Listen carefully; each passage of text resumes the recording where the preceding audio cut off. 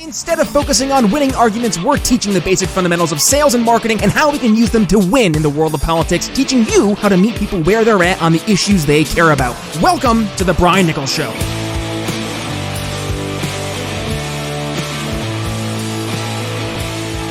All right, and with that, joining me once again here on The Brian Nichols Show, Gregg Mele, running for governor of New Jersey. Welcome back to the program.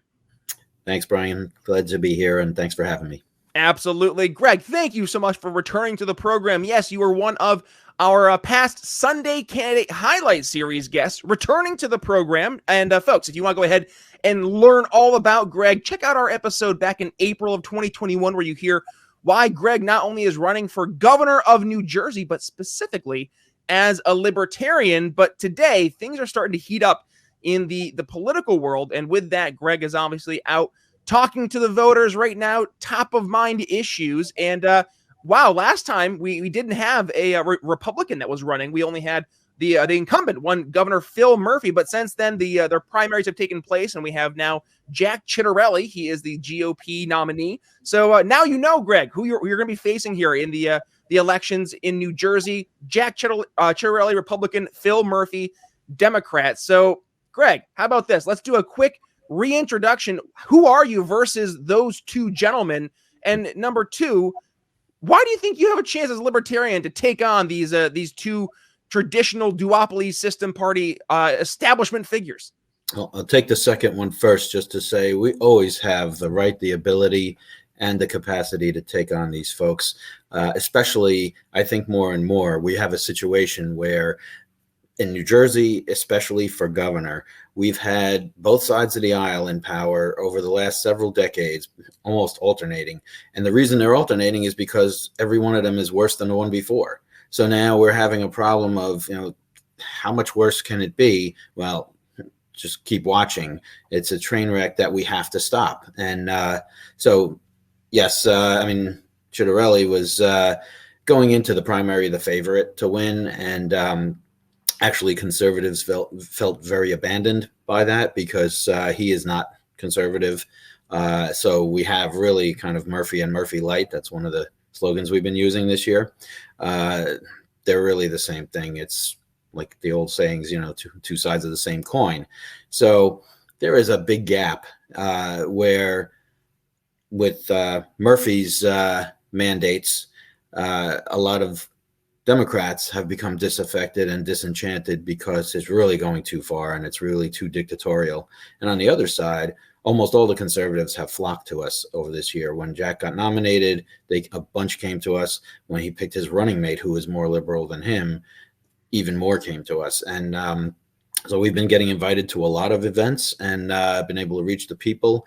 And, it seems to me that when we have a conversation about what's really wrong, not what they'd like you to believe is wrong, people get engaged. They get hooked on the conversation, and they really see where things need to be improved. Well, and that right there, you hit the nail on the head, Gregg, because what did you say? You go out and you actually talk to the person and you figure out what it is that they actually need solved versus what they've been told they need solved, right? And that's rearing its ugly head right now, especially post-pandemic, which we are essentially in this kind of post-pandemic world, I think now. I mean, goodness, folks, if you have the option to get either vaccinated or your booster or stay locked down forever, put your mask on, double mask, whatever you got to do what you got to do. But we are going towards this post-pandemic world, and people are starting to see that. I think actually it was Gallup just had a poll come out, Gregg, that it showed for the first time in I think it was over 2 years, Americans now flipped back to saying government's taken too much role and we need to revert that back to small businesses and individuals and get the government less out of our lives. That's a trend in the right direction. Yeah. And if we can start to talk to more of those people who are at least empathetic to that discussion, I think we have a very strong argument to them to say, hey, not only are we now somebody you can start to consider as a real alternative, but now we actually can help get the values you actually believe in into real policy. And we're seeing the real implications of getting the strong, good policy into action in states like New Hampshire. Just had Carla Garrick on the show up from the Free State up there, specifically the Free State Project, and just talking about the amazing advances that New Hampshire has taken. And because they have embraced this going out and truly electing those who are in favor of actual liberty. And Gregg, I don't know if I'm wrong here, talking out of turn, but Gregg, is Jack Ciattarelli really, a real conservative Republican? No, he if anything, he'd be more of a progressive leaning Republican. Is that fair to say? Absolutely. And actually, we have a 30-second spot that's going to be airing on the radio stations in the area here soon. And basically, we have a crony capitalist on the left with Murphy and a career politician on the right with Ciattarelli. I mean, he's been around for decades, and yet nobody knew who he was, right? And everybody says, who is he, right?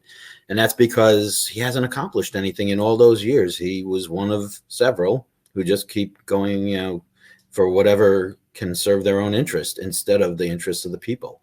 So that's another reason why, if we talk about why now, why governor, all this, what's the timing like?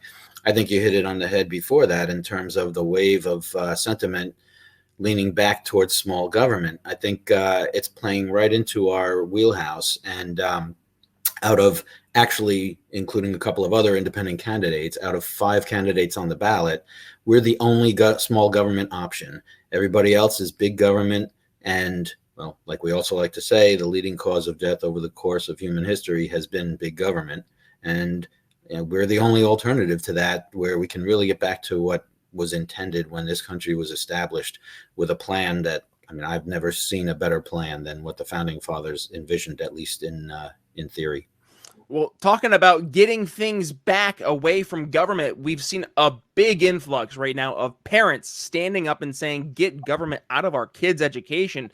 And we've seen a big push from especially the more school choice oriented folks like Corey DeAngelis fighting the good fight, funding students, not systems. And right there, I think we're seeing a growing sentiment, especially since you were last in the program back in April of this year. Gregg, what's the conversations that you're having with parents right now? Are you seeing them starting to embrace the idea of maybe voting for a libertarian candidate? Yeah, I think there's been a lot of, I'll call them converts that have come over to us. They've given up hope. The best that Ciattarelli has talked about on that end has been more exemptions. We say no mandates to begin with. And in fact, I've pledged to make that something illegal and banning it from the governor's power going forward if I should be elected. Gotcha. I think that's the only solution. And among my roughly 100 campaign stops this year, I've been out a lot. Many have been to Board of Education meetings all up and down the state. And it's all been the same thing. I've gotten up and spoken to the boards on behalf of the parents in the room. And, we talk about that they should at least, send something to Murphy's office to complain about, the situation with the school masks, and that, they should ask him to reconsider because of the negative health effects, and really the benefits are minimal or non-existent. And the parents, they tear up all the time when I go to those meetings, because it's one thing for an angry parent to yell and scream at the board. And by the way, this whole thing about they're getting out of control, that's nonsense. They are extremely professional and civil in their attitude, but they're just upset when they hear my speech. Basically, those parents, they don't want to say no one's allowed to wear masks, because that would be a reverse mandate, right? Everybody should have their own choice. And that's really central to our platform, is that, all the mask, the vaccine, that's defensive. It's not offensive protection. So, and the science bears that out. So we really need to give each family the choices for their kids for all those things. And then on the school choice side, that's just grown bigger and bigger, because the more Murphy especially, issues the heavy-handed, mandates, parents are pulling out kids out of school. A lot of them have already pulled the kids out of school, and school choice is a perfect option for them, because we emphasize throughout the whole year, it's where the funding follows the student, much like you mentioned earlier. So, we have a situation where, excuse me, the schools in the public system need to have something to worry about in terms of their performance, and that is competitors, something that will push them to be better or fall behind. And if a school system just will not improve because they're so used to not having any competition and they don't, worry about it, well, they're going to find themselves out of business. And just like the private sector, I mean, that's how come the private sector works so much better than the government. And we have to put government not just in this area, actually in several areas, but this is a highlight this year that's become magnified. They have to be in a competitive environment with level playing field and earn their funding by outdoing the others. Gregg, when you're talking to parents, what are their fears when they see where the current system's been going? Because I hear it. I've had Corey on the show. I've had Tiffany Justice from Moms for Liberty in the show, Carrie McDonald from FEE. And I've heard, some of the stories they tell. But, here in New Jersey, why are parents so afraid that if things don't change, that it'll really negatively impact their kids? Well, there's two things. Primarily, they worry in the immediate term about the negative health effects of the masks and the uncertainty of health effects from the vaccine at this point. It's still very early stages. That's something that's coming up soon because they're just getting to the point of something for the younger children for the vaccines. But for the masks, keeping in all of that stuff that they're breathing out and is supposed to go away from them inside a mask. I mean, they're getting respiratory infections, they're getting rashes from the masks, and the younger kids especially. I mean, they're not going to be able to just properly wear the mask all day. I mean, if it's irritating or whatever, it's going to be all over the place. It's not going to do any good. It simply doesn't. So that's one issue where the parents are concerned in terms of, you're hurting my child physically right now. The other part is the mental, emotional impacts of the masks. It's the compliance. It's the lack of, individual rights, where a lot of parents are worried about that too, that they're being conditioned, the children, to be willing to give up all those rights at the drop of a hat. And once they're gone, I mean, they're not going to come back. And that's the thing. I mean, the government people now in power who self-serve, and they want, by the next generation, that they're not even aware that they even had any of these rights. And, just being able to stand up and say that, this is nonsense. I mean, the data, our biostatistician on our staff is very, well respected and published regularly. She's confirmed. Yeah, I mean, reading all the CDC data, in fact, not any other massaged source, but the data is clear that the masks are not doing anything, to improve the situation, and with these negative effects, it's really a no-brainer that it should be a voluntary requirement. Sorry, in other words, that's an oxymoron, but everybody should have the choice. I mean, if you do want to put your kid in a mask, I mean, that's fine with us. But if the other parent, some other parents don't want that, that should be just fine, because you know what? Health-wise, actually, they're going to be better off.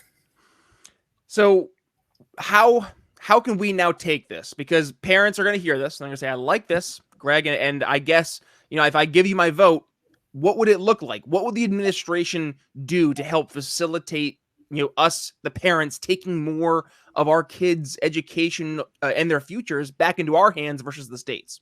Yeah.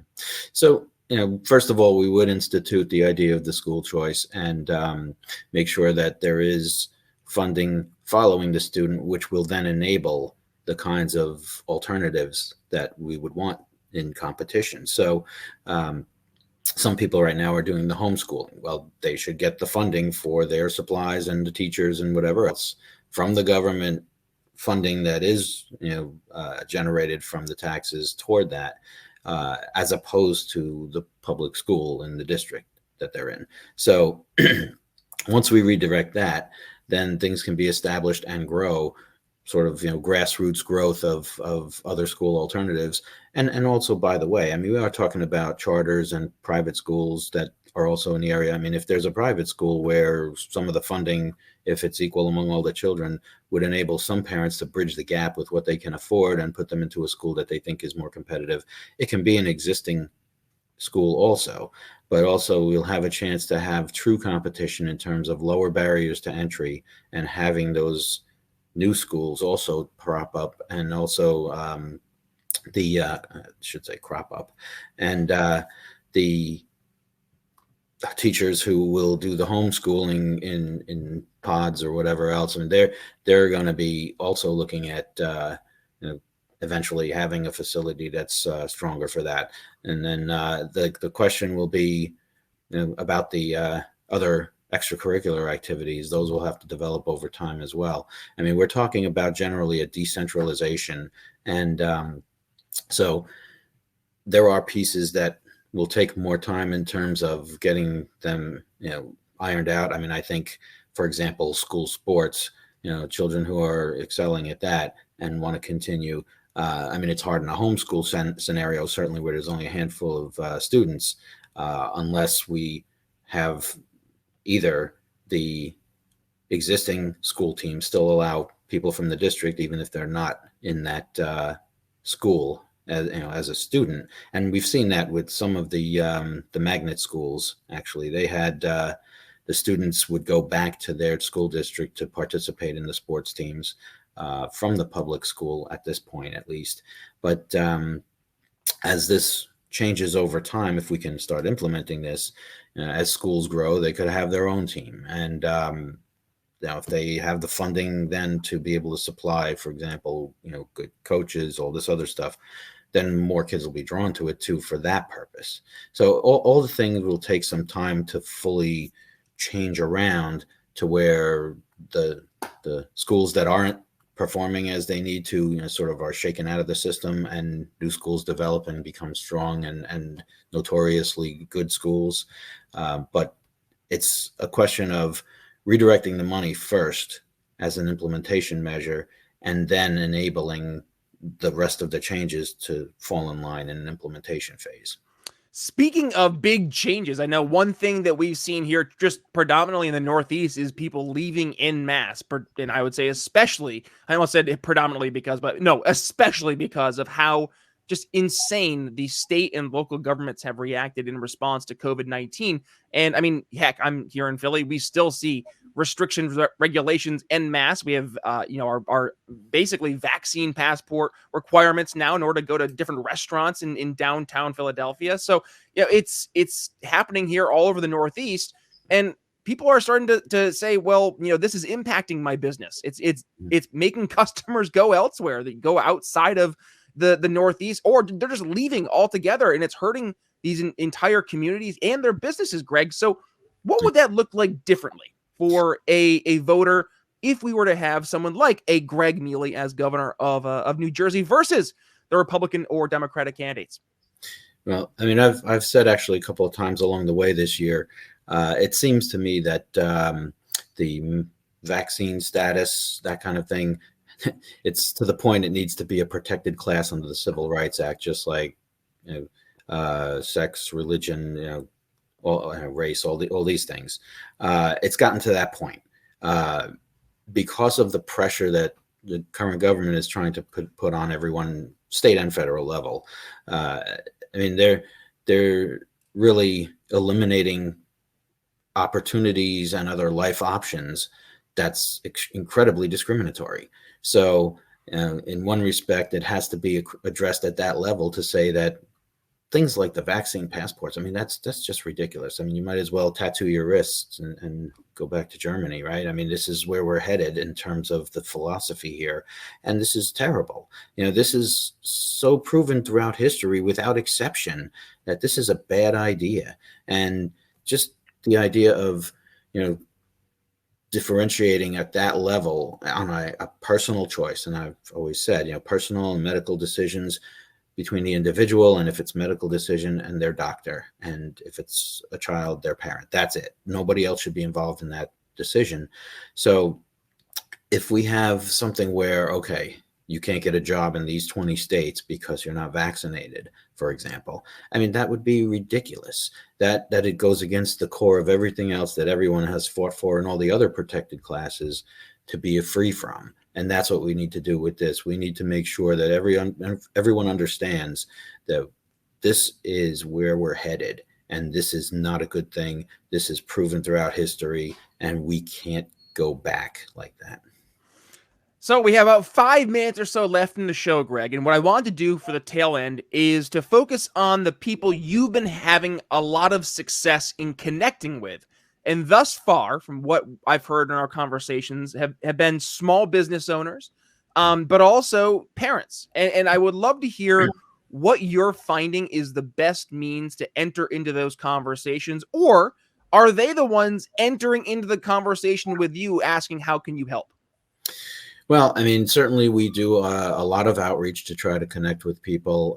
Some folks have been spreading the word, and other groups have been asking us to get involved in, coming to meetings, having conversations with people, getting more background on what they're facing directly.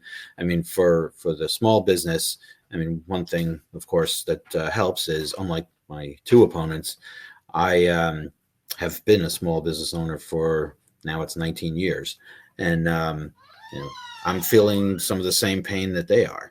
And now it's time to say, well, this is really the driver of the economy. And I mean, with some economic background, I would tell you that, this is the key area to support, not to burden at every level. I mean, basically, all the taxes on the small business to redistribute to the people who aren't working basically pulls more people down and doesn't really lift anyone up, because the people who are given a fish every day, as soon as the fish runs out, they're not going to know what to do, and they haven't been taught how to fish. This is a basic principle behind our plans for small business and for workers looking to get back into the workforce. Everything should be about enabling people to be self-sufficient. Well, that's something that terrifies everyone in government now on both sides of the aisle otherwise. So that's one thing where, I can connect and sympathize with, all of the small businesses that are struggling. And I mean, with Murphy's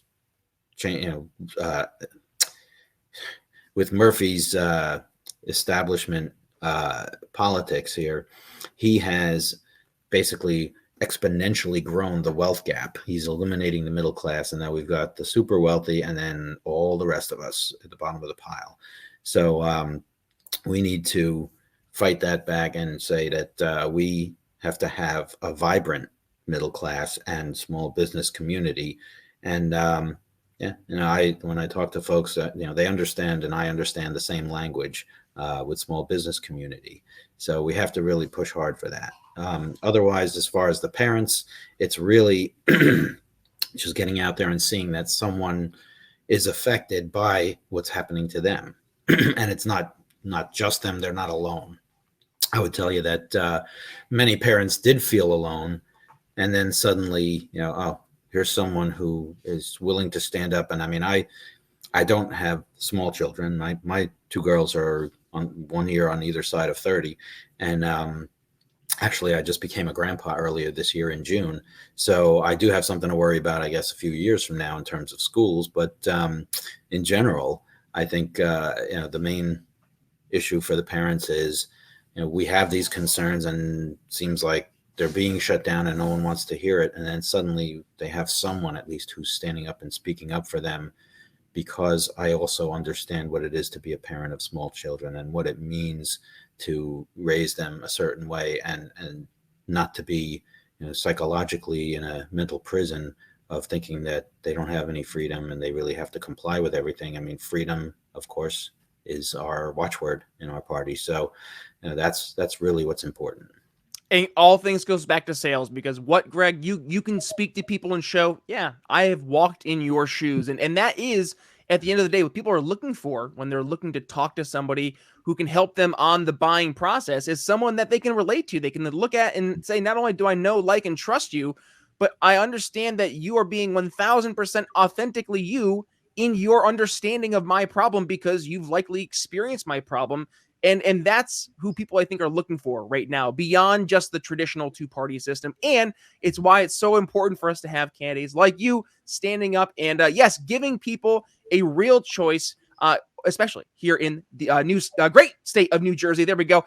Gregg Mele, that being said, of course, for our audio listener, we want them to be able to go ahead and follow you and learn more and, of course, continue the conversation. Where can they go ahead and do that?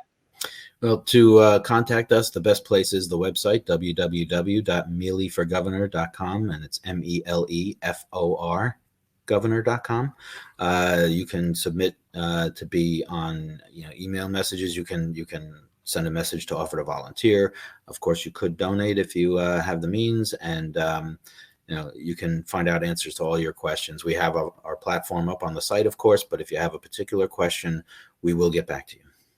Gregg Mele, as always, thanks for joining the program. And folks, if you want to go ahead again and continue the conversation, I'll make it easy for you. Click the artwork there in your podcast catcher. It'll bring you right to the Brian Nichols Show website, where you can go ahead and find not only Gregg's conversation today, but also all 370 plus episodes of the Brian Nichols Show, plus all audio transcriptions. With that being said, Gregg Mele, thanks for joining the program. Thanks so much, Brian. Again, it was my pleasure. Thanks for listening to the Brian Nichols Show. Find more episodes at briannicholsshow.com.